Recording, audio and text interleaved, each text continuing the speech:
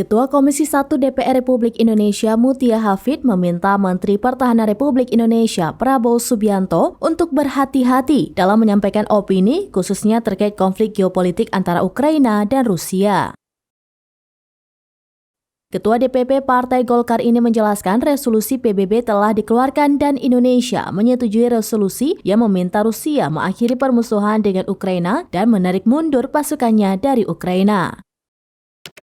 Lanjut Mutia menuturkan negara Indonesia menganut politik luar negeri bebas aktif. Indonesia terus mendorong dialog dan diplomasi antara Ukraina dan Rusia melalui berbagai forum multilateral, serta meminta negara-negara di dunia menyerukan penghentian perang di Ukraina agar tidak berakhir pada konflik yang berbahaya, seperti perang nuklir yang bisa mengancam keberlangsungan hidup umat manusia.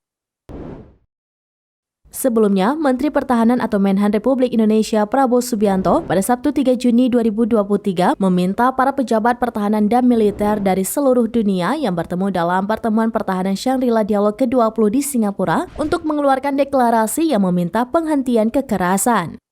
Prabowo mengusulkan rencana multipoin termasuk penerapan gencatan senjata terhadap posisi kedua pihak yang bertikai dan membentuk zona demilitarisasi dengan mundur 15 km dari posisi depan masing-masing pihak.